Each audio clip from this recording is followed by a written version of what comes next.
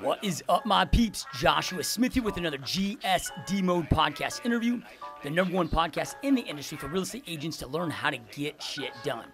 Make sure to check us out at www.gsdmode.com to check out other GSD Mode podcast interviews and other additional free content, free webinar trainings, and more epic content that I'm always putting out there to help real estate agents like you crush your real estate goals. Just a few quick plugs before we begin.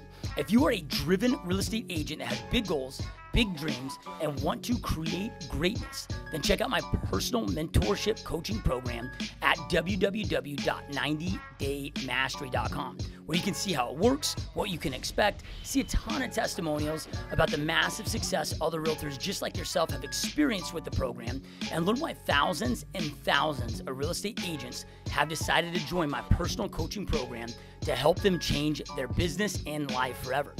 All right, so as real estate agents, hands down, by far, the #1 most important tool in our real estate business is our CRM. If you want to use the exact same website and CRM I use that provides you with all my personal follow-up drips that allows my team to generate thousands of leads each and every month and close 2+ homes every single day, check us out at www.perfectstormnow.com to see the best, most effective, and affordable website CRM system on the planet. If you are going to sign up, make sure to go to perfectstormgsd.com. You want to make sure that you go there to register, perfectstormgsd.com, where you can get the registration fee waived and only pay $199 a month. One last quick thing. Your support truly means a lot.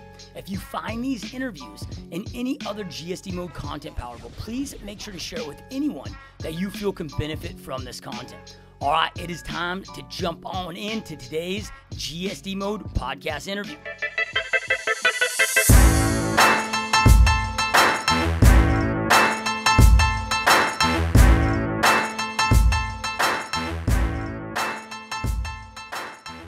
What is up, my peeps? Joshua Smith here with another GSD Mode podcast interview, where every single week we interview top entrepreneurs, top real estate agents, and just those that are out there dominating their space. So today, guys, we actually have a really good friend of mine. This is his third time coming on the podcast here, so a three-peat guest. I think might be the first three-peater.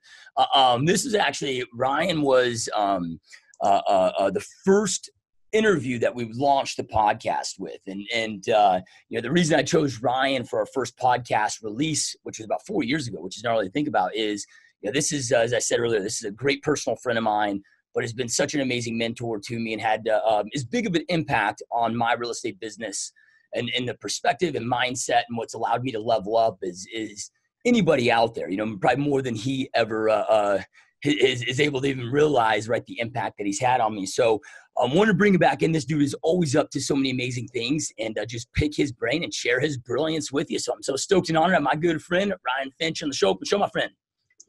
What's up, man? Thanks for having me back again. Yeah, dude, this is awesome, man. So, I'm going to have links right below to your first two podcasts, because in those, man, we've talked about your journey of how you got into real estate, right? You were a plumber on a softball team, and you just had one of your teammates that was just rolling up in caddies, and you're like, man, this dude can do this, I can do this. And you jump in and became right out of the gate, right? Like, you became a very successful individual agent, started your team, became one of the top RE/MAX agents in the world. Then the natural progression of growth, you decided to go out there and open your own brokerage and blowing that up, and best-selling author. He's the best real estate book out there in the business, Explode. So go check that out. We'll have links below to that, which is an epic book about his journey. Now, again, man, just taking that next level where you're franchising your model, which is dope, and those that are watching and listening, one thing that I love about rolling with Ryan and talking with Ryan, and one thing I really want you to pay attention to is the way this dude thinks. Right. He just thinks differently than everybody else that usually we're exposed to in this space, and how he connects the dots and thinks outside the box, and man, those wheels never stop moving. So, I'm just stoked to go through the journey, dude, with you. So, again, we've already went so deep into the backstory with all that, so that'll all be below for you guys that can check those out. And definitely, I was just thinking, dude, so your first interview, bro, that was before we were doing video. That was just like the cover image. Oh, that's funny. Yeah. So, but dude, let's, pick up where I guess we kind of left off. Like our last podcast, you just released a book. Yeah. Right.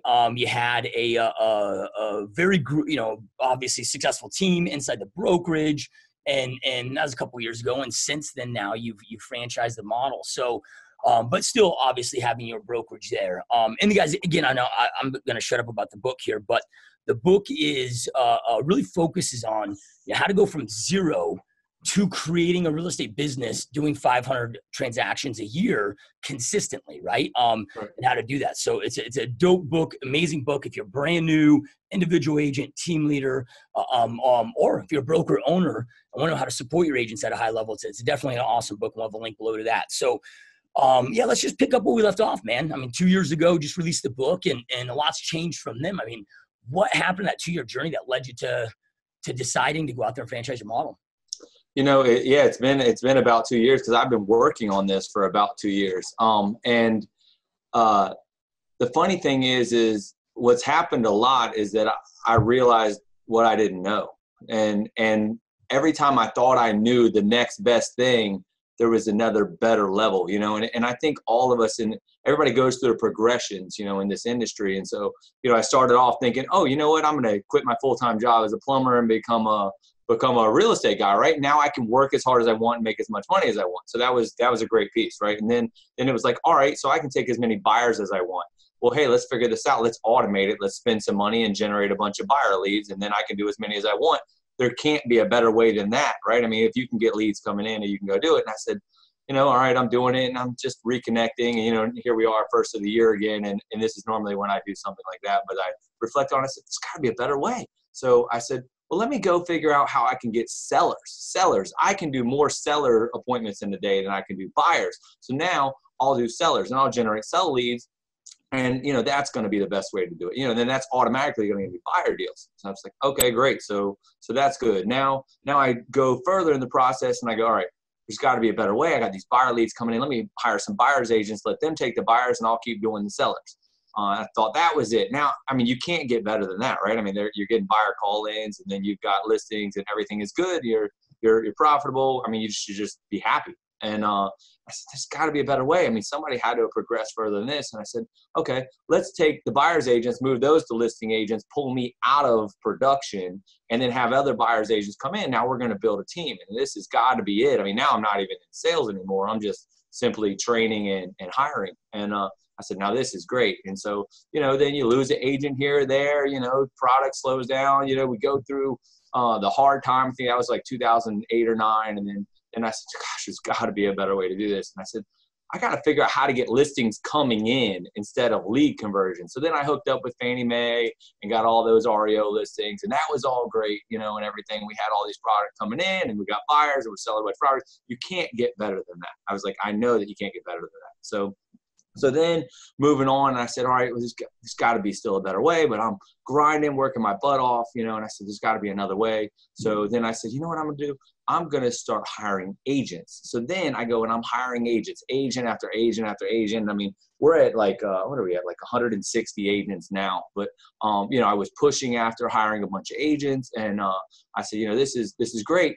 Now I got to bring them in. I got to train them. So you know what I'm going to do? I'm going to figure out a way to hire more agents. So we open up an office. I go to the next level and I said, well, one office is great, but I want more offices. So let's have multiple offices. And then I said, all right, so let's turn this into a model. We got a model. We opened up 2 offices, 3 offices. Now we just opened our 4th office. And I said, man, this is awesome. So we're doing it, but I'm grinding it out. I said, well, wait a minute.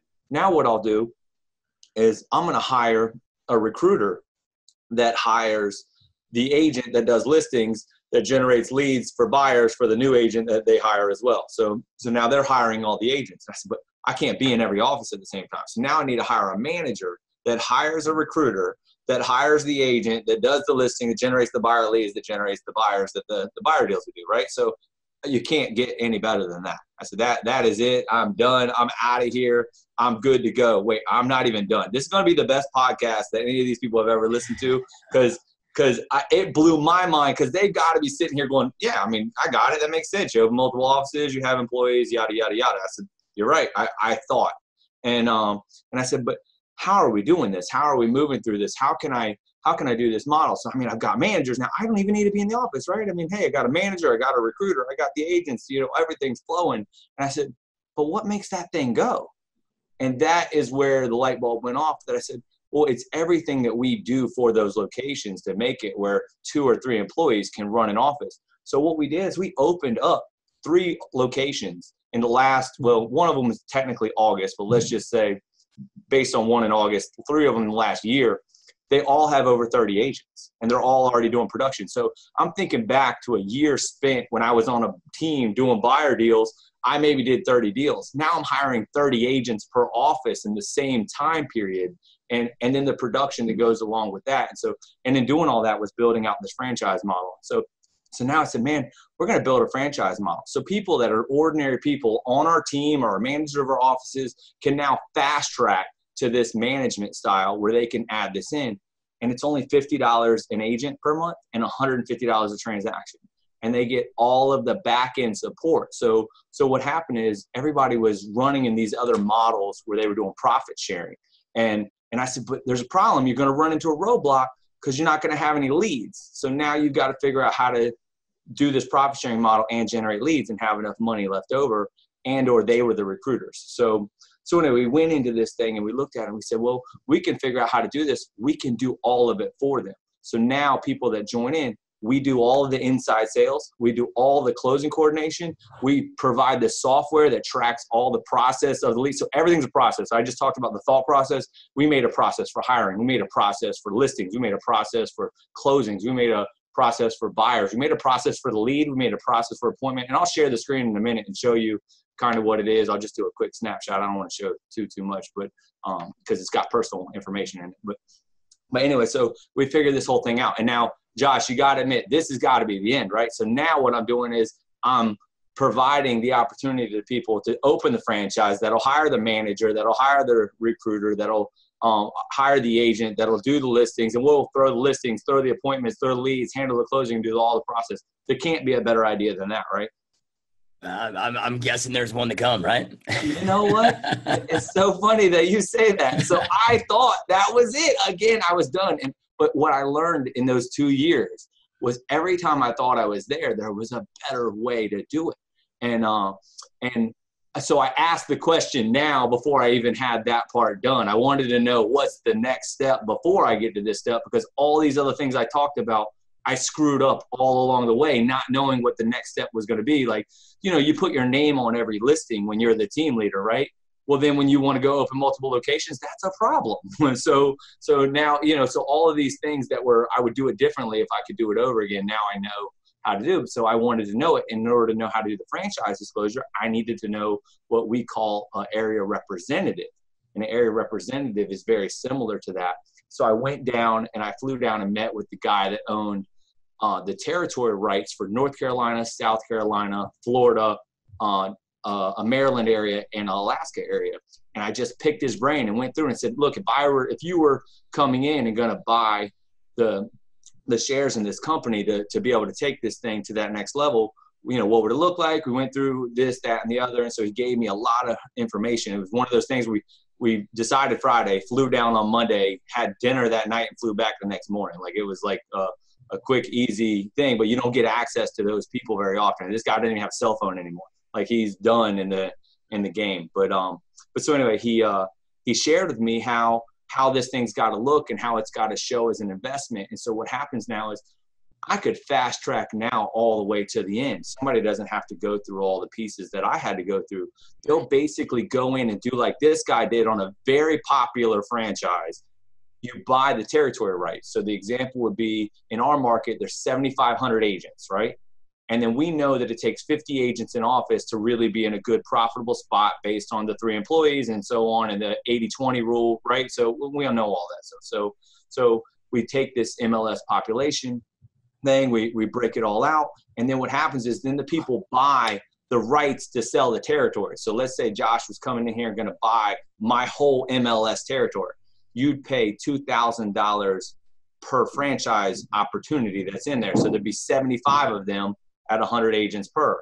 And then what happens is then he's able to open up and sell those franchises at the franchise fee and whatever, and then manages the franchisees. So you jump all the way to managing franchisees. Now, I know this is probably high level for what we're having on this podcast, but my thought is it's going to be exciting to somebody to go, man, if somebody would have just told me all the way. Some of this probably doesn't even make sense to some people, so we may have to break it down with questions. So if any questions you got, I'd love to break it down. But basically, they can buy it and they can sell the franchise. They open them up, but they get a royalty back on whatever the services are from the franchise in doing that. So they own the rights to each of the territories, and then they can bring in and they can open up, like I did in the last year, open up multiple locations, and then they're up and running, and now you own the rights to it. You know, it's not just a matter of owning it, but you're responsible for it. You know, you want to make sure that the franchisee is experienced, that they're going to do well. You know the territory. You're helping them with attracting agents. Now, in all this, I didn't even design it, or I didn't even describe the rest of our model in this, but, you know, all the client care, which was our inside sales, we call it client care, closing coordination, onboarding, leads. We provide leads. So we do all of that stuff. Any of that we provide, they can have it or not. The minimum is $50 an agent per month and $150 on a closed deal. That's all they're paying to us. All the marketing stuff is free. So we make a graphic, whatever, all the marketing department, all the stuff, it's all free. There's no cost to any of those kind of things. So that's the model. I built out this 24,000 square foot location to provide all that. The software comes in where they can track it. So big problems I found in the industry where people didn't know how many buyer brokers are in your brokerage. You know, a broker doesn't know how many they have. Our software tracks it. It tracks how many listings are in there, the days, moving them through. I'll share all that in a little bit. But, yeah.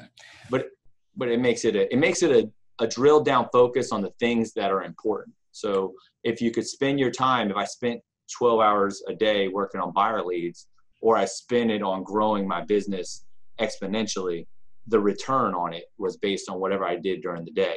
So it allows people to cheat. They don't have to go through all the things we had to go through. They can just basically bypass it. Yep.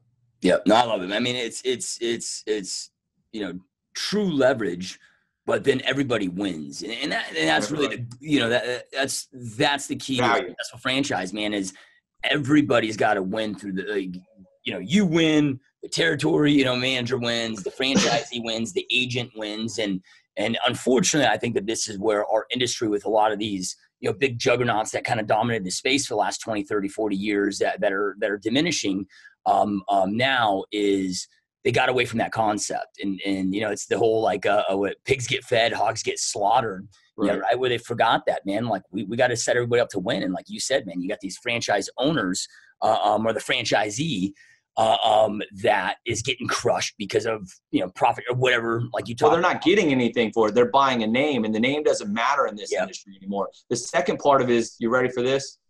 You ready for this? I'm ready, man. We're going to set up virtual territories. So which means you don't have to have an office location. So it's going to be a skinny model. Everything is running out of this location here, and we'll set up new territories, which we call a resource center, in every territory. So which means you don't have to have a lease. You don't have to have all that payroll. You don't have to have lights.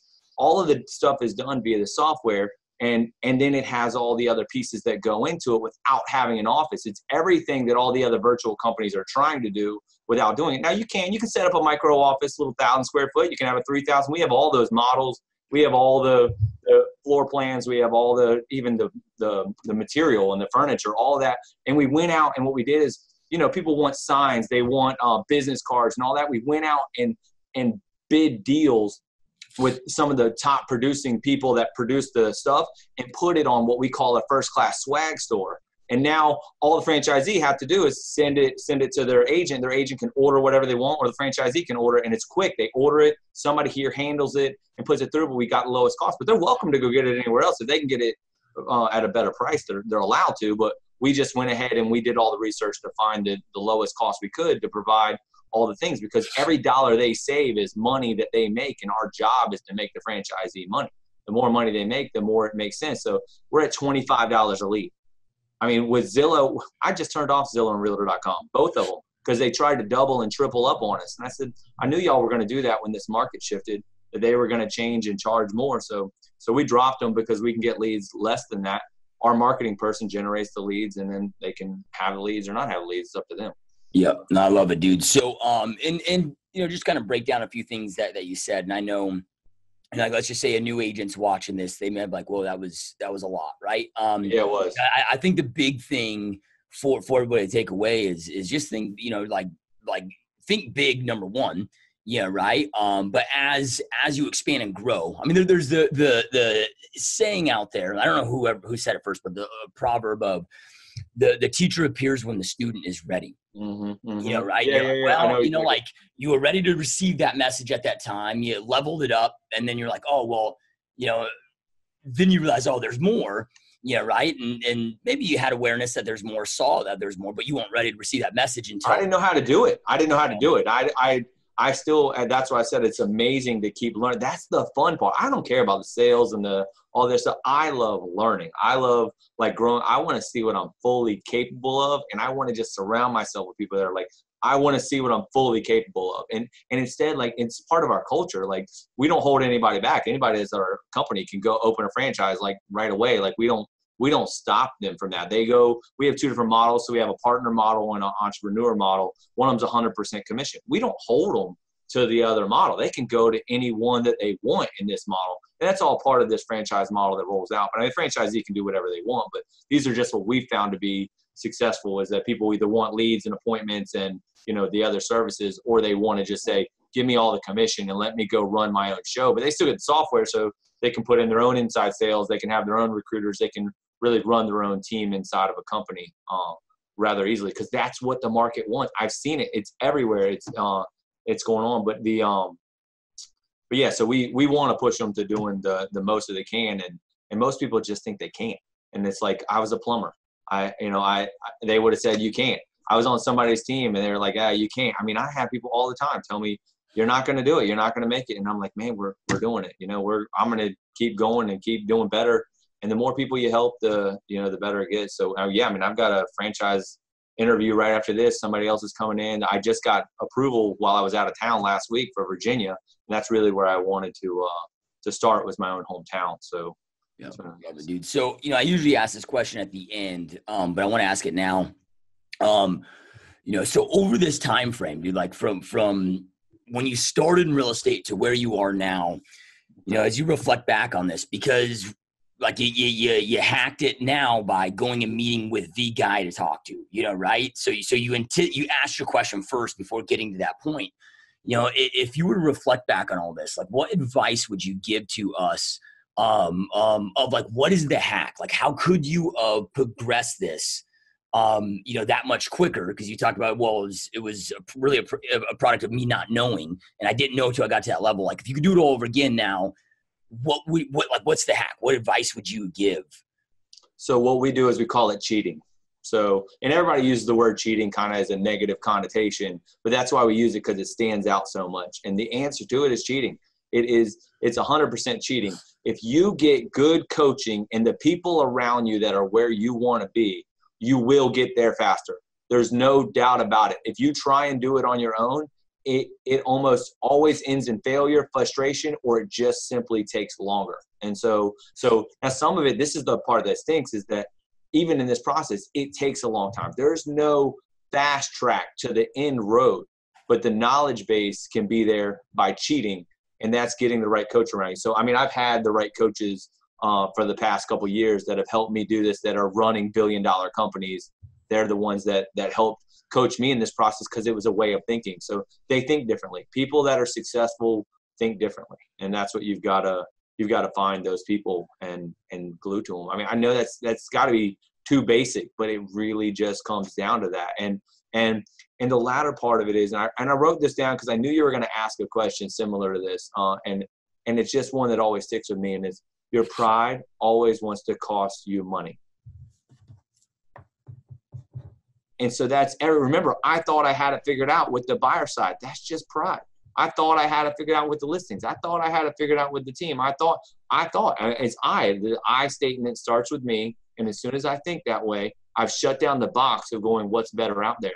And the humility, that was what I was leading in your very original question, is going, what's changed? And I go, I just realized I didn't know anything. And I can't wait to find out what the next level is that I'm not even thinking of. I mean, but I'm just constantly in that box. So like my next box, I was talking about the virtual part. We're moving into that direction right now.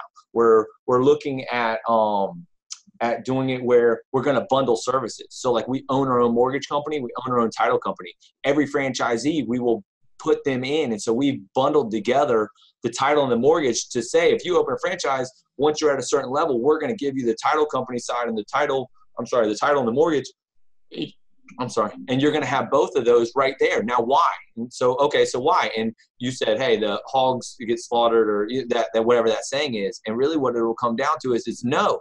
It's because now you can afford to pay your agent better. That's the competition. That's the disruption that's going to take place. If you can pay your agent all the commission and make money on the title and the mortgage, they're okay with that. They're okay with that, and they're going to want to do that as they're growing and they're doing it. And so I said, that's the bundled services. We're moving from a listing market to a buyer's market. And I know people don't want to hear it. It sounds like gloom and doom and yada, yada, but we got to go with the changes. So the people that are working with investors, those investors' homes are going to sit a little longer or sell for a little less. So now they got to go back and buy them for less. And so that disrupts how many they can buy, and that changes. It's going to affect how REOs take place. It's going to affect, new construction. But so the buyers are where the money is going to be at, even though that's harder work. And that's what we're going into right now. I can see it. I've checked the data on the stuff. I talk to people that are national on different levels, and it's happening more so even in other markets, but people aren't looking at that. They're looking at the right now deal because they're so focused that they're not looking far enough out. So why does that matter? Because now if you have the mortgage and the title and a skinny process, then what's going to happen is you can have the best agents and pay them the best amount of money and give the best service to your client. And now you can dominate. Yeah. That's the disruption. Yeah. No, I love it, dude. Well, and then, you got, it's already, it has been taking place for some time, but it's and it's all theory. None of us have a clear crystal ball, but, I truly believe it's inevitable. If you look at every other industry out there, it's like, all right, I just bought an 80-inch LED smart TV for the office, right? To do some conferences on. And dude, that thing was like, it's like the dopest freaking TV for $1,200, right? Like I remember when I bought my 55-inch LED when it first came out, 7 years ago, and it was like $6,000. Right. Everything over time due to technology, improved quality and gets at a better price. And real estate's like one of these models and one of the only models out there that hasn't followed that path. And now we're starting to feel that with with iBuyers and all these different companies and discounters coming out of the compression commission, right? The consumer's smart. They're like, well, why do I keep paying, these high fees? Why? Right. And it's like, dude, when I was in the business 2005, when I first got in, there was no DocuSign. Like there was no, dude, we weren't using, your capacity as an agent, it was extremely difficult to close 4 or 5 deals a month, where now today you could do 3 times the amount of business because of technology. But we haven't followed that path. And again, we're experiencing that. So as I look at models, and I don't want to create this into a big, comment, back and forth with those listening. But, I got asked yesterday about my thoughts on EXP. Right. And I'm like, look, man, I don't like the model. Essentially, if you look at, I'm like, okay, you're paying inflated fees to them. It's the most expensive shop to be at. If you do like 50 transactions a year, it's, I don't know, $8,000 or whatever. The cap isn't really the cap. Yeah. Right. You're inflating your fees that you pay them so then that they can do the rev share. Right. And I'm like, okay, hey, that works. Maybe if you are now not focused on building a real estate business, but if you are focused, I've got some buddies there that are doing amazing with the rev share, but dude, they are treating that just like they did recruiting buyers and sellers or recruiting agents. And they're full. That's their 80-hour-a-week game plan is building rev share. Right. But when the market corrects and shifts and as it gets more challenging, which is going to continue to do, when agents are dropping off, that rev share goes away. And you got to start growing your business. It's like, dude, and with the commission compression that's coming, how do you create a business as a real estate agent, as a team leader, under those types of splits? I can't fathom. You can't afford to buy the buyer leads or the sell leads with that. Yeah, you can't afford to I look at that, dude. On the leads, I agree. Like if I look at my overall GCI on my team, overall GCI, not company dollar, it's like, dude, I'm only running a 15% net profit margin, right? So it's like I got to pay them X, right? And it's harder to recruit, whatever. I just see those models over time imploding. And I'll eat my words if I'm wrong, but but back to your point of as a broker owner, yeah, right. Like you got to allow your agents to keep more money in their pocket. You got to think ahead of the curve and solve that problem. Because if I've got to, if we go to a 3,000 flat fee, like a Redfin, model that becomes a new standard. Well, dude, I don't have as big of a chunk to pay them, and it's like it. So we're looking at it like it's going to have to be a hybrid, and that's why we put these two pieces together. So everybody else was running toward this other model of, virtual, low cost, low things and they're right. So it's like a gym membership.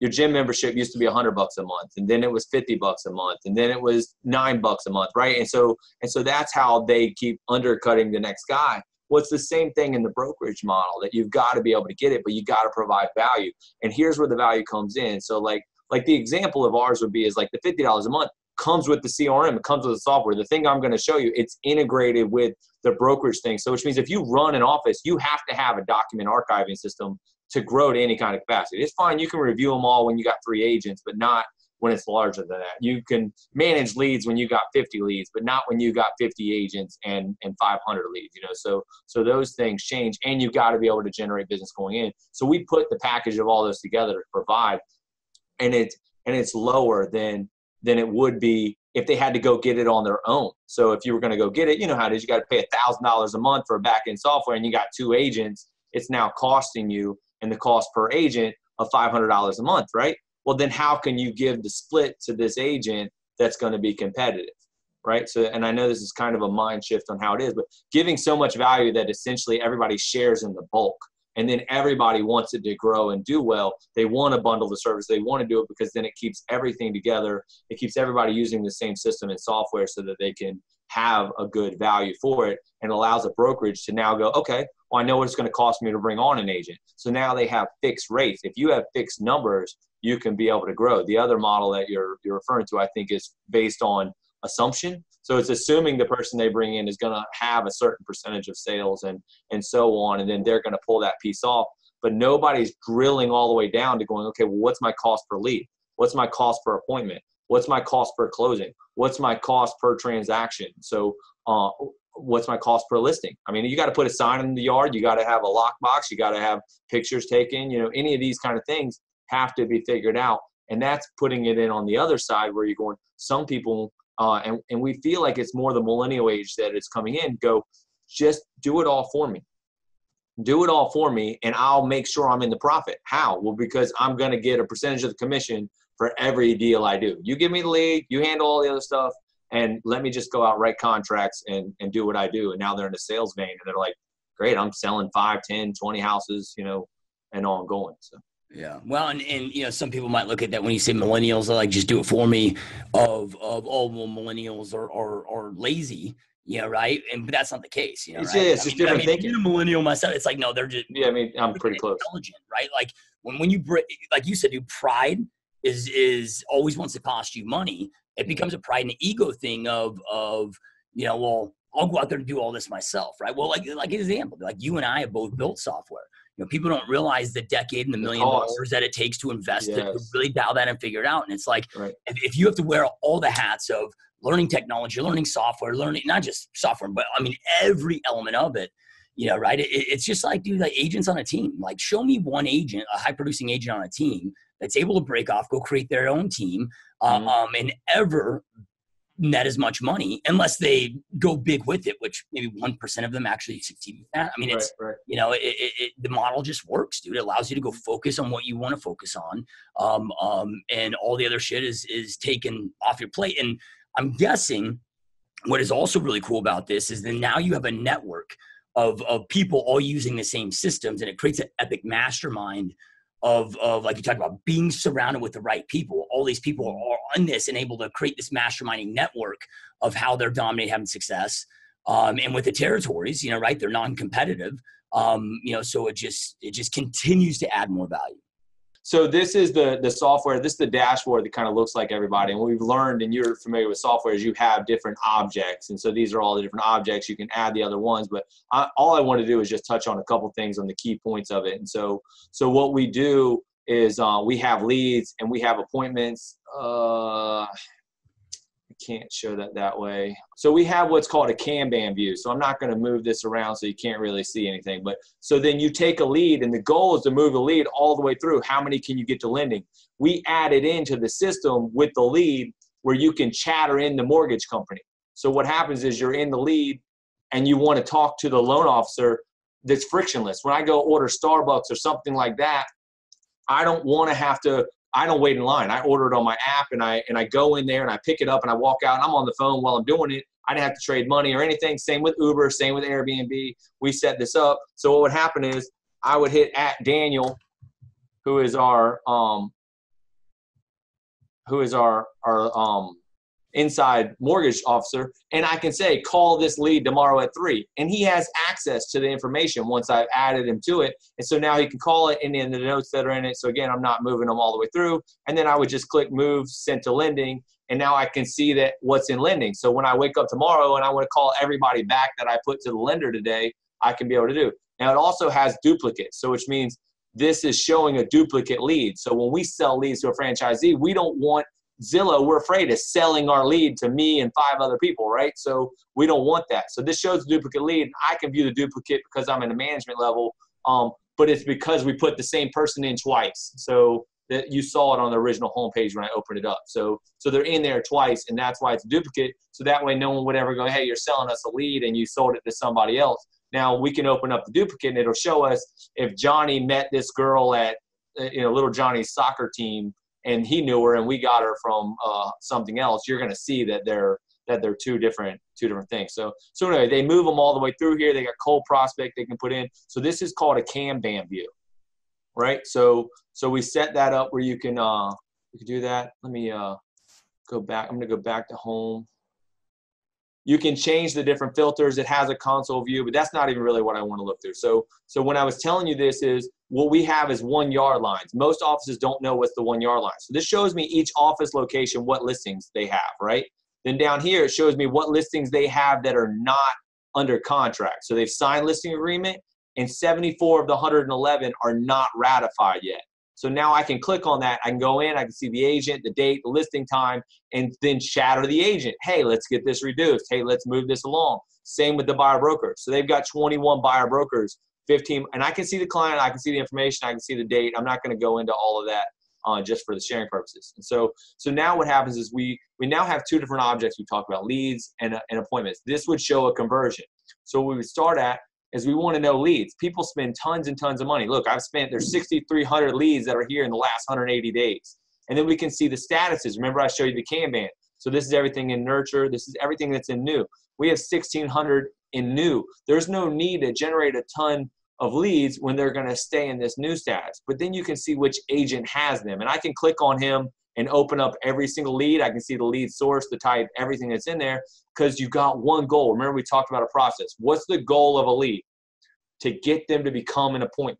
So then you can move through. Then you can see the conversion. So like 43 in the last 180 days are leads that converted to appointments from our client care in this location, right? And then you've got other ones that are moving. They're still in new. They're generated leads by us that we move through. Then we can see what leads are in new status. So you got an agent that hasn't touched leads. So Chris hasn't touched 9 leads from whenever he got them. Again, I'm not going to open it up so you can see it, but then you can see you don't want to just be generating leads to be generating leads. People are doing it all the time. So now if you can get your cost of a lead down and then get the right agents, the right leads that are converting them at a high rate, because you're looking for green. So see, he's got 2 of these are converted. So he's got too many leads. He doesn't need more, right? Now you're going to do the same thing. I'm going to go back.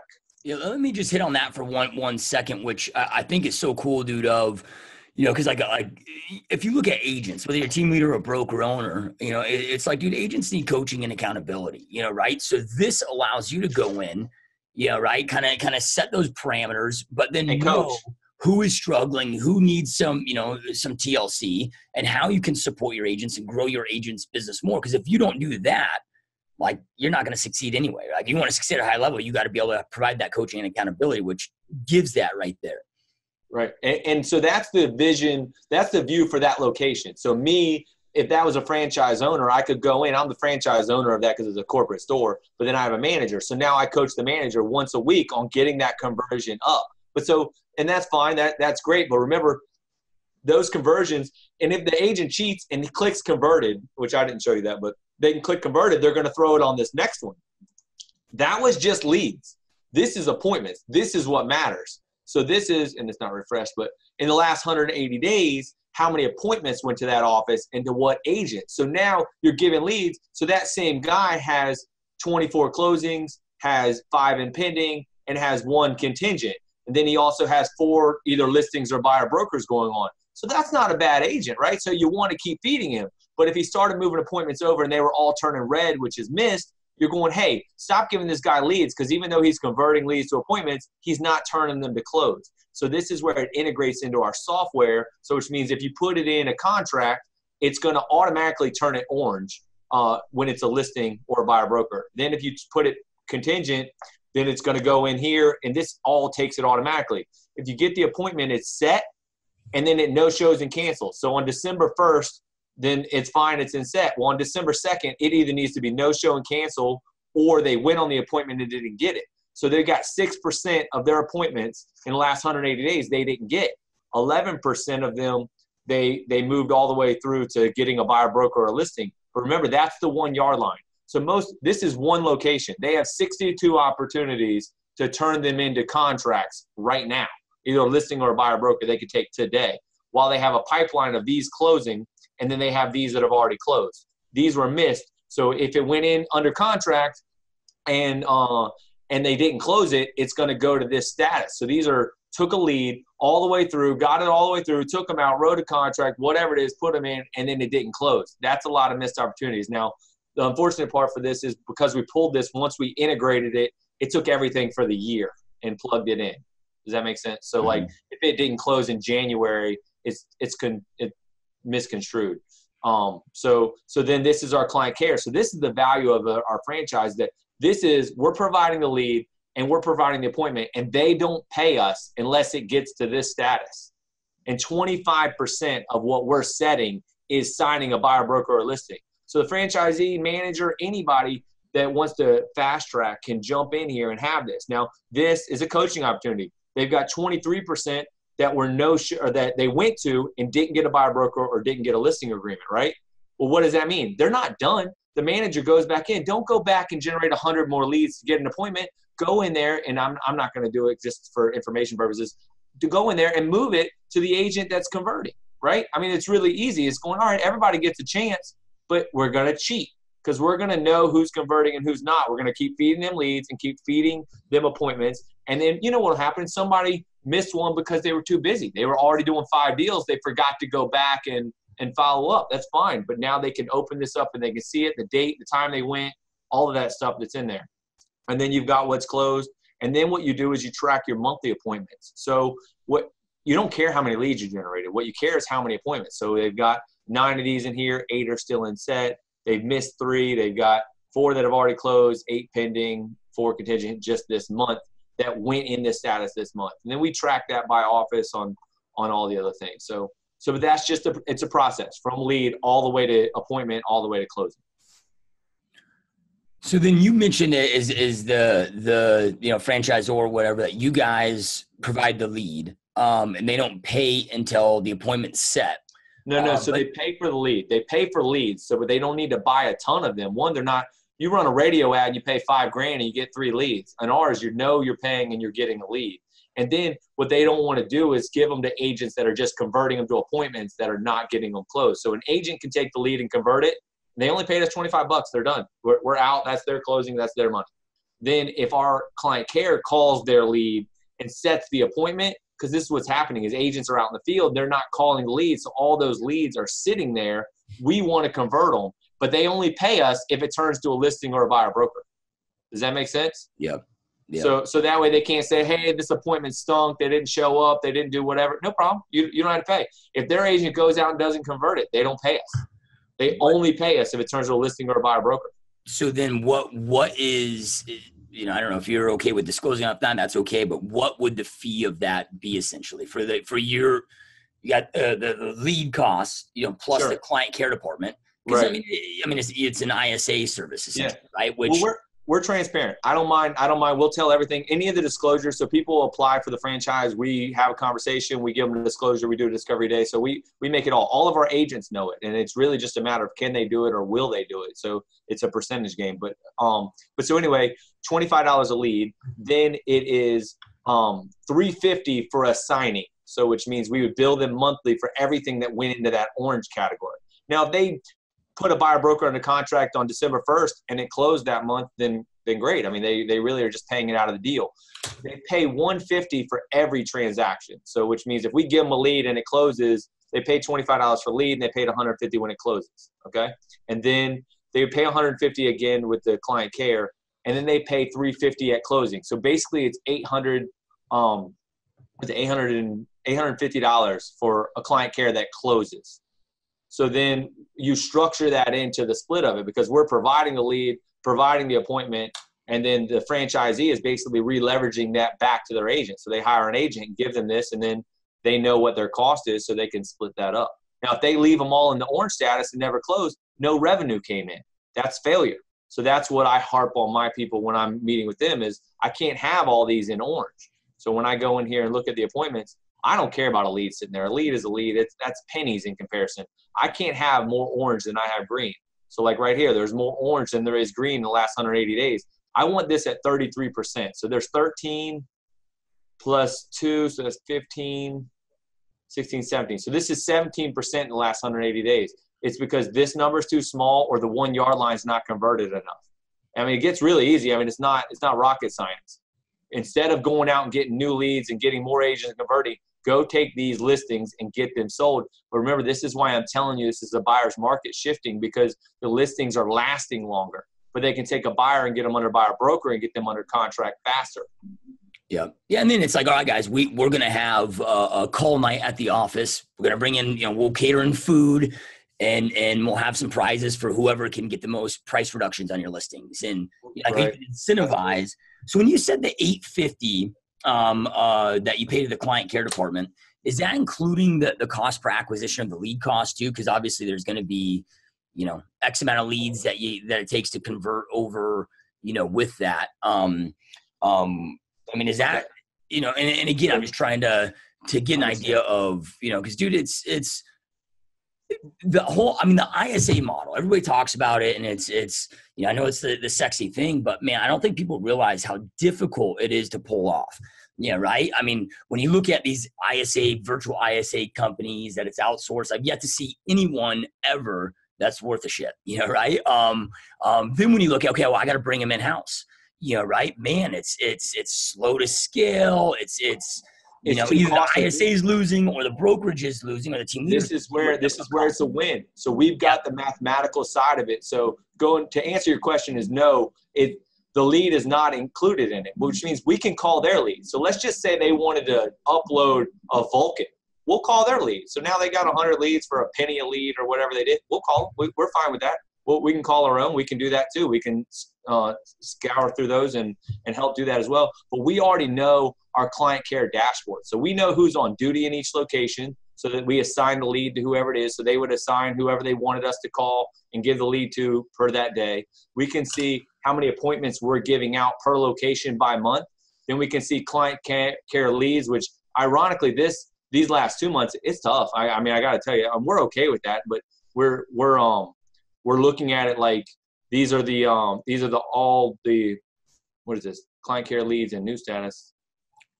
I don't know why that's on there. Client care leads and lending.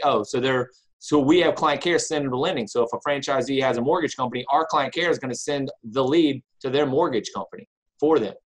So they can take the lead, and if they get their agents doing a call night and send them to the lender and doing all that, they only have the leads. They don't need as many leads because they can see which leads are not being moved really easily. So then what we have is the client care part of it that we're setting them up, and then we track and go all the way through. So year-to-date signings, we have 116 signings from when we started tracking using the software. Last month signings, there was 13, 3, 2, and 1. We scale it based on the size of the location. Client care signings this month is this. And so remember, this is all where they're paying. And then we got year-to-date buyer signings, year-to-date listing signings in these locations. Then we do close by branch. So this is closing next month. This is what closed last month. and then year-to-date closings. So then we can track all these and go through. And we have dashboard. There's other dashboards on here that we can go into, and I can track every client care person. Let's see if I can do it. I can see everybody will be able to see this. Like everybody can see what it is, but we just watch. So client care playbook. So like we have a playbook for client care. So now we can see how many appointments each person is setting. So you're like, hey, are they doing this? Well, so now this person has all of these in orange. They've got to get to green. So the client care is going to help them reduce and sell those, because obviously that's revenue for us, but it's for our franchisee as well. We don't want them to have paid us this money and not brought in any money. We want them to bring in money. And then these are the missed opportunities. So it goes all the way through, or they set these. So you can see that they're watching those. Then we track how many appointments that each person is set when they're setting them. And then the volume, you can see the volume, and then which agents have what, who's closed and done the most. So without going through too much of that data. Yeah, no, that's a big dude. So we can see it all, and we know what the mathematical side of it is. And so, a good manager is going to take every listing and buyer broker, like I said, in these front things and get them under contract because it's already there. So an agent converts a lead, we convert their lead. It doesn't matter. It's just fuel on the fire to moving it along. If they hire the right agents, then it's just like throwing them out to the right agents, and they just keep crushing it. And then they'll have their own personals, and they'll have lead generation. They'll have all of it. And so I haven't pulled it up, but it all shows on their dashboard. The agent's dashboard shows what leads do they get from the company, what leads do they get from the branch, which essentially the franchisee and the branch are the same thing. Like to the agent, they don't care whether it came from corporate or came from the branch. Sorry. So we're watching that, and then they can see that. They can see what appointments. They can be like, hey, I didn't get any appointments lately, so they can manage that.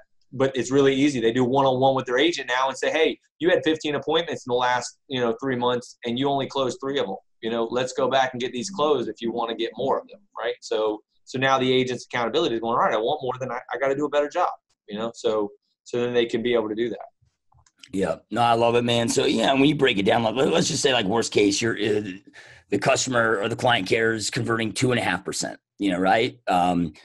You're looking at your total cost per acquisition between the client care and lead cost, and at like $1,850. You look at your average commission. Let's just say it's nationwide, $7,500. Wait, what's $1,850? That would be the overall cost per acquisition, right? How many leads? What are you doing lead to conversion? I'm just doing. If you look at like a 2.5%, so one closing out of 40 leads. One out of how many? Of 40. Like 2.5% closing ratio, and that'd be like worst case. Like, okay, that's fine. It's much better than that. We're a little better than that, but yeah, that's fine. Yeah, but when you break that down, right? Like if your average commission is $7,500, you back that out. That's $5,650. All the agent has to do is conduct the appointment, get under contract. Everything else is taken care of. You're splitting that. You take what you pay the client acquisition off the top. That's $5,650 divided, when you split that in half. Right. Again, like so we pay our agents 40%. That's right. So we pay our agent 40%. We have that cost of it, and then with the rest of it is what we profit on the process system. And we actually run a better ratio than that because we don't generate for an office location. We may generate 100 leads because what happens is an agent gets 40 leads, they get one of them out there in the car, and they forget to call the other 39. Yeah. So now in that lead playbook, the manager goes in and says, hey, no problem. We're just going to move this over to the other one. I'm glad you got 15 appointments. You go take care of those appointments. Let me move these leads, not generate a lead again. So now people are generating leads to appointments when they really should be taking the appointments and crossing the 1 yard line. And they're going all the way back to the other part. So it costs them in profitability significantly. So that's how we can get a better rate of return on these. So, and I know we're talking really high level stuff here to the normal agent who's probably coming in saying, I just want to call leads and write contracts. So, but I watch all these metrics. It's the same thing. We run the same thing, the same view in here I have for franchisees, I have for leads, I have for recruits. So now our recruiting, we do recruiting for them too. We'll set appointments so we can take leads. Then we set appointments, and then this is the appointment ratio. So you got 25 hires. 2 of them were missed. 1 of them had to reschedule. 8 of them showed up, but we didn't get.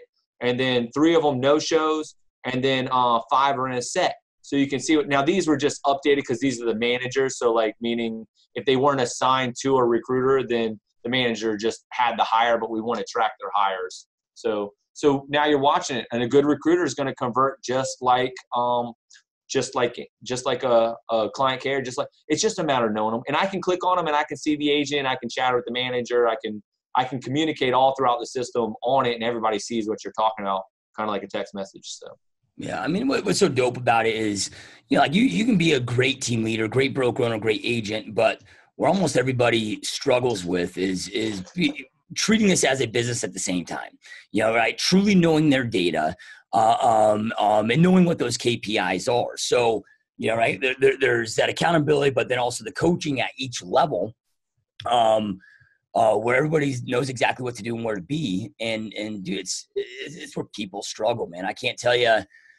I mean, as you know, I have, several thousand agents at all levels come through my programs a year. And dude, I mean, I have one-on-one coaching clients that are broker owners that have 1,000 agents, and they don't have their critical matrix in place. Like, it's insane.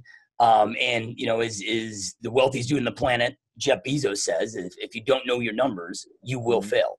Yeah. Right. Like, it is impossible to go out there and succeed at this. And, right, when you break it down, because like if a broker owner is like, well, man, $1,850 cost per acquisition, and when you look at those splits, right, dude, if you are profiting, let's just say $3,000 on that, right, if you're profiting off of that from a company dollar standpoint, then as you talked about earlier, you add in those ancillaries, dude. I mean, it is insane what the upside profitability can be, and you get to focus only on what you need to focus on, right, which is closing recruits and coaching and holding your agents accountable at the highest level. And I mean, just think about the time savings, dude. Mm-hmm. And the part of it for me is that I get excited about is that I had the schedule, like I had to build all this other office. I had to build this software. All that while I was opening up the other 2 locations and getting these other things. Remember, all this has been in 12 months. So really it's all designed. I'm like, now I'm just opening the mortgage company, getting all that stuff set up. I'm like, now I'm just sitting back kind of like, okay, I'm ready. Let's go. Like, I'm bored now. Like, so now that's where I'm going to plug in the franchisees and stuff and the one-on-one coaching, which each of these things where I'll just go in and I'm like, it takes care of itself. It's automated. So when they're doing it, they're either setting appointments or they're not. They're either closing deals or they're not. They're either hiring people or they're not. And what happens is people get too busy stuck working in the business. They're not focusing on this stuff.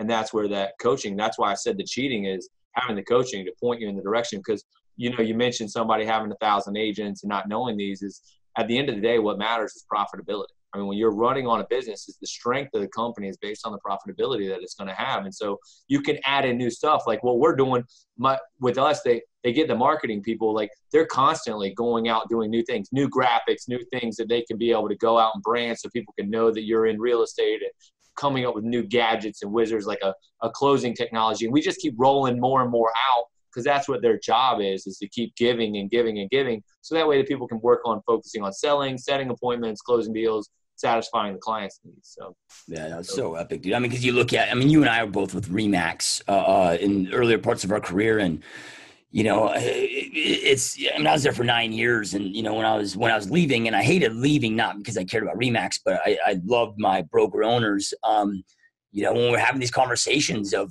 staying, right? It's like, well, what can you do to stay? And I'm like, you got to drop the franchise. Yeah, right. I'm like, dude, like, because even if they let me work for free, what I paid to the franchise, the fees as a team to franchise, it was too much. Yeah, no, and no value. No value. No, too much, no value. That's why I said that's where that thing was. The undercut and the disruptor in this is like, I was like, $50 and you have a brokerage software, everything from lead to management to closing software, all of that in one thing per agent that you hire on, And so, and the cool part is this is what we're doing. Let's just say they want a closing coordination. It's $200 for closing coordination. There's some territories where they can't find a closing coordinator. I don't know if you realize that or not, but they can't find them. I had a girl from Key West call me the other day. She's like, we can't get a closing coordinator. Nobody down here will work on it. I said, well, we can do it down here. And so what happens, they pay us $200 a closing. Now, they may re-leverage that to an entrepreneur agent. So let's say somebody's coming in 100% and they want it. Franchise owner would just give it to them at $250 or something, right? So they can now make passive income through the resources that we give. But so anyway, they do it. Let's say they get up to like, I don't know, 30 closings a month. Well, that's going to cost them, what is that, $6,000? They're going to say, hey, we don't want to do that anymore. Then we say, hey, here's the manual and here's the process and here's the software to put in the closing coordinator in your own office. And like, wait a minute, you're going to let us do that? Yeah, absolutely. We want to help you get up and going. We want to get you from being an individual agent to having 30 agents to having 60 closings a month. We're happy with that. We want them to do that. We want them to be profitable. It's all about making sure those people are profitable because we know these numbers. We're going to say, hey, that's not going to make sense anymore. They may say, hey, we don't want inside sales because it's costing us $800 per. I want to put somebody in my own office. Sure. Here's the manual. Here's the process. Here's the checklist. Here's how we pay them. Here's all of it. Just roll. That's what they're buying from us on each of these things. But instead they go, it costs $100,000+ a year for the software. It can cost $100,000+ a year for client care. It can cost you 60, 70 grand a year to have a couple closing coordinators, right? So they can now only do it when they make money. And then when they do it, it's kind of like human nature to go, hey, I don't want to keep paying you anymore. No problem. I don't blame you. I wouldn't either. So let's keep going. Let's keep going. We'll keep doing it, whatever else you need. And then they drop off needing those things. So anyway, that's the exciting part for me because nobody's willing to do it. They're not willing to do it. Yeah. So you got $50 per month per agent, which gets you all of that. It gets you an app. It gives you the software, the one I just showed you, and that's per agent. So every agent has it as well. So that way you can pass them out leads and appointments and all that stuff. It's basically to give them their stuff. And then you get the back-end brokerment software, which tracks all the other stuff, which I could show you that too, but it'd probably be boring. So then, does that then, because the agent has all of that, does that act as like a CRM for the agents, or they still have their own No, that's the CRM. So all their leads are parsed into there. So let's say the agent wants to run their own team and has Zillow. Zillow parses in, drops right into the agent. The agent wants to run a team. It parses and runs through there. Everything is integrated. Everything you and I wanted as a team, I just designed it to say, hey, we're going to do it this way. And then as the it's just layers. So the franchise owner bought the rights to a territory. And then what happens is the agent comes in, and now the agent doesn't have to pay for the office or doesn't have to pay the franchise. So they pay $100 a month versus the $50 a month. So now the franchisee is making cash flow. Then instead of $150 a month, they pay $495. Why? Because they didn't build an office. They don't have employees running the staff, and they don't have the liability of the brokerage, right? So they get to shortcut it. So now they're skinny again. If they wanted to roll out and open a franchise and put the money up, they could, but they don't have to because now they have the same thing. Everything is all the way through. And then you got the partner model, which is where they get leads and so on. But somebody could come in and say it's $50 a month and $150 a transaction and hire everybody and put them on 70-30 if they want. They can do whatever they want. We don't tell them how to do whatever it is that they want. They can provide it. They can say, hey, it's 70-30 and you get leads. They can set up and use the mortgage company to generate leads and then give the leads out to their agents to use the mortgage company. I mean, there's a plethora of ideas and ways to be able to do it. We're not bottlenecking anybody to do it any certain way.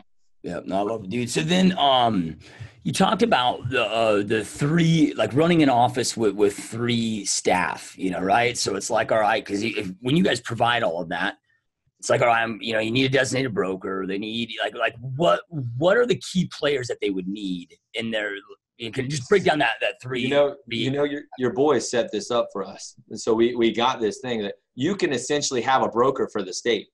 So which means you can leverage everything. When you want to be in the profit, you either centralize or you leverage everything. So which means we centralize all this stuff so that we could leverage. So one marketing person for 3 locations or 50 locations is the same marketing expense to us, right? So we all save as we grow, right? Well, it's the same with a broker. You can have one broker for your state, and that broker could be the broker for every single location as the principal broker. So now a person that's a regular agent, doesn't have a broker's license, pays $500 a month to the person to be their principal broker. And then the broker can have access to it or not have access, depending on what they want to give access to. Or the broker could also be the manager and the franchisee at the same time.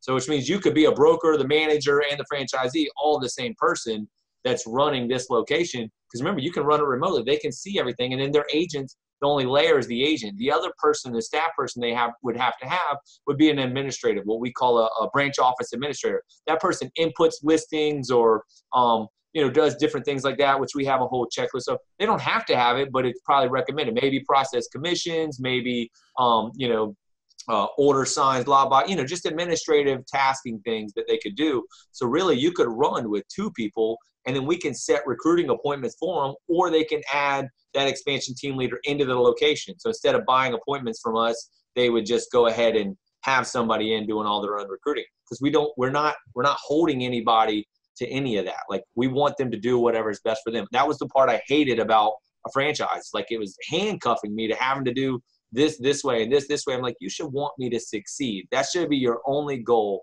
as a franchisor. So. Yeah. No, that's awesome. Well, because then too, like when you said, okay, you need somebody to process commission checks, because you guys provide really the brokerage compliance software that's built in. Yeah, right. I mean, it literally is just, going into ADP online or whatever, just entering in there.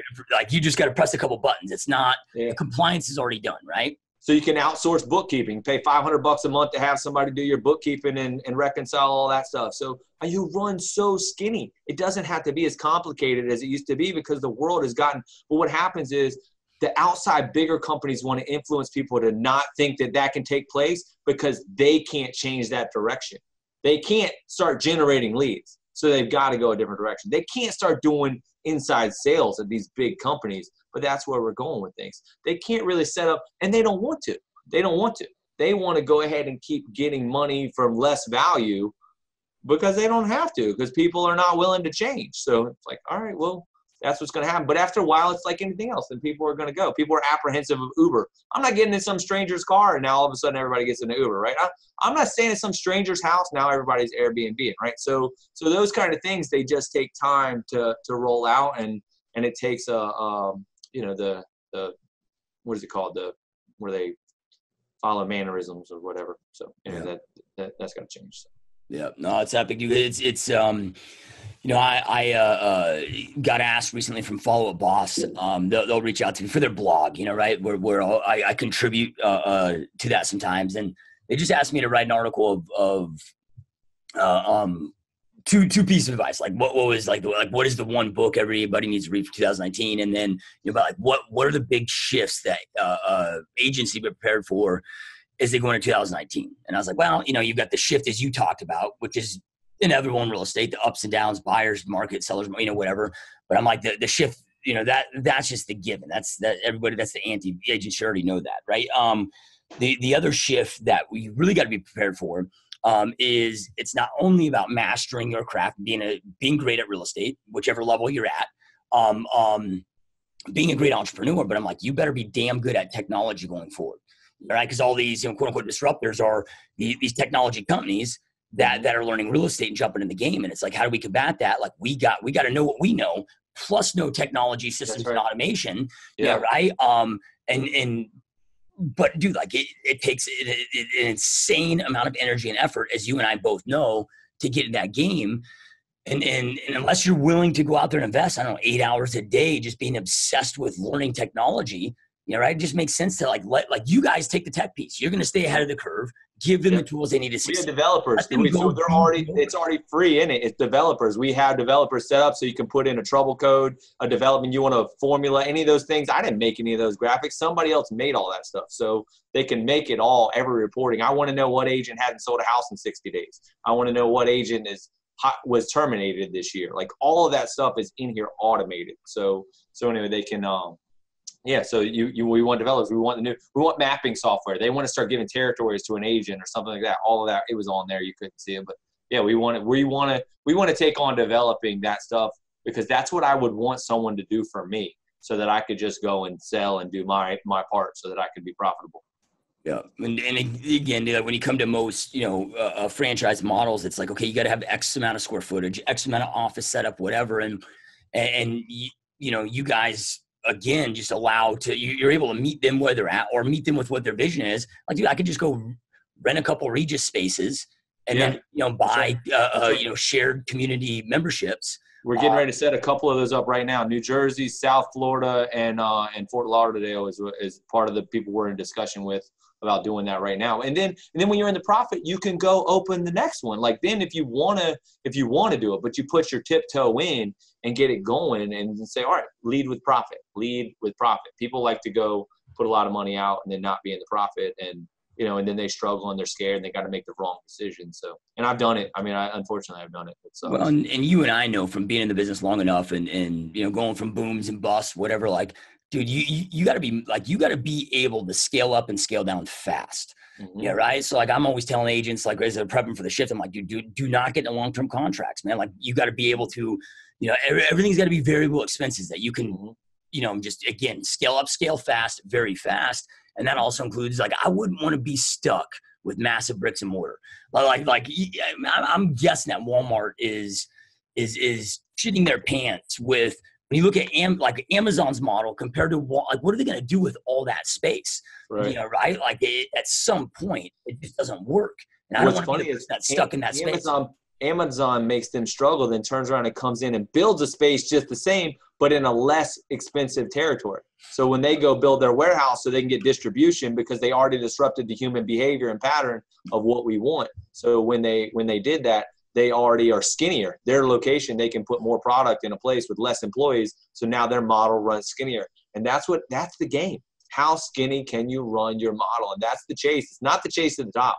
It's the chase to the bottom. How do you provide the most value for the least amount of money? And so I know everybody on here is going to be like, all right, great. I just watched all this stuff and I just got some pitch for some franchise thing. And I'm like, forget it. You got all this free information. Take it. Go do it yourself. I'm like, I don't care. If they want to go do it themselves, I wish them the best. Like, I don't want them to feel pitched. I want them to make sure that they go, all right, did you bring me in? Did I tell them as much as I possibly could that gave them value? So that's hopefully what I've done.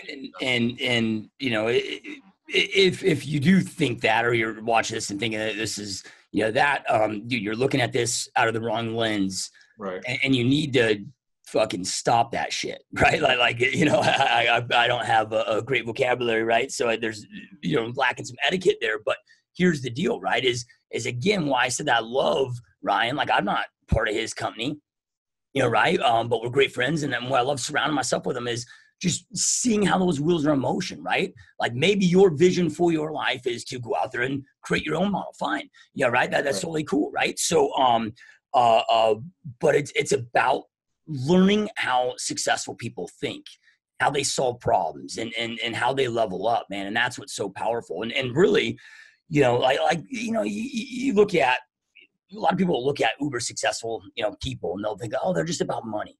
Man, I've yet to meet one extremely successful self-made person that is all about the money and greedy. It's they lead from a massive place of contribution, and the money just follows. Like, if you look at this whole entire model, dude, is all about serving and supporting others at the highest level, and everybody wins together.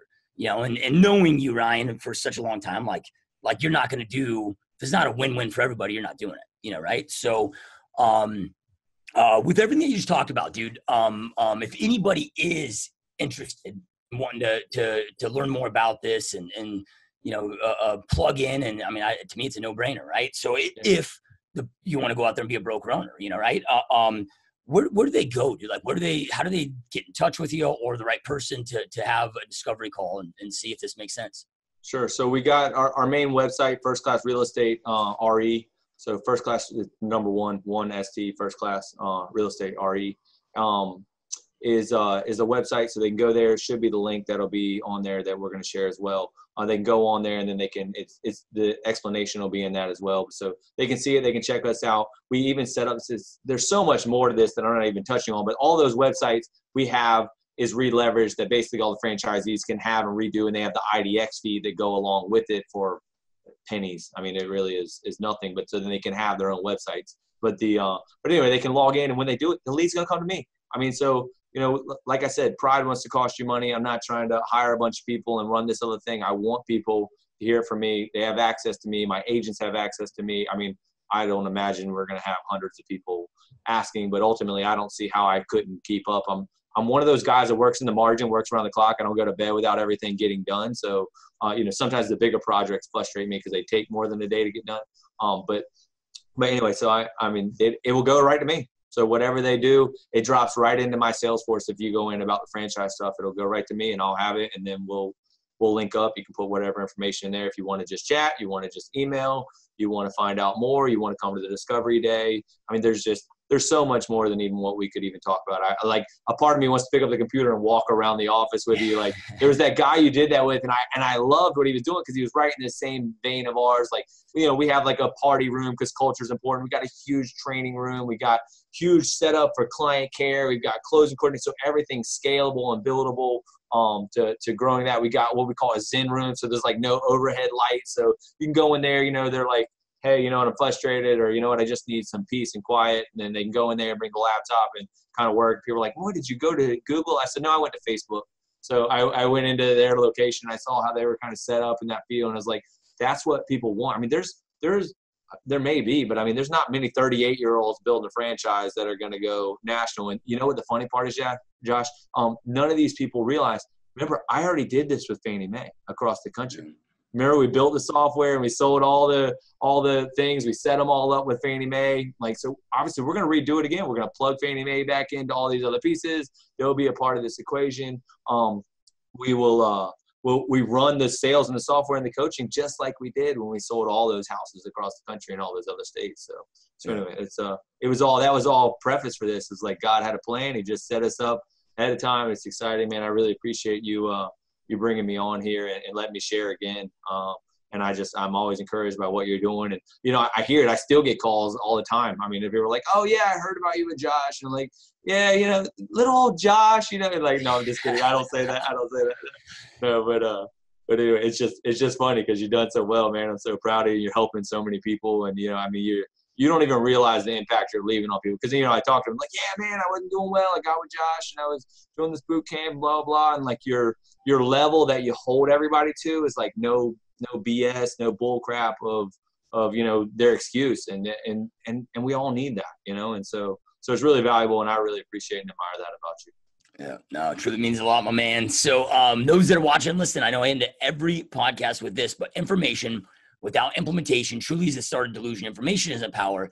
It's going out there and taking massive action on that information that gives you the power to create the life that you want and deserve. And Ryan shared so many amazing pieces of advice with you guys today. And hopefully you've been challenged to go out there and think big, man.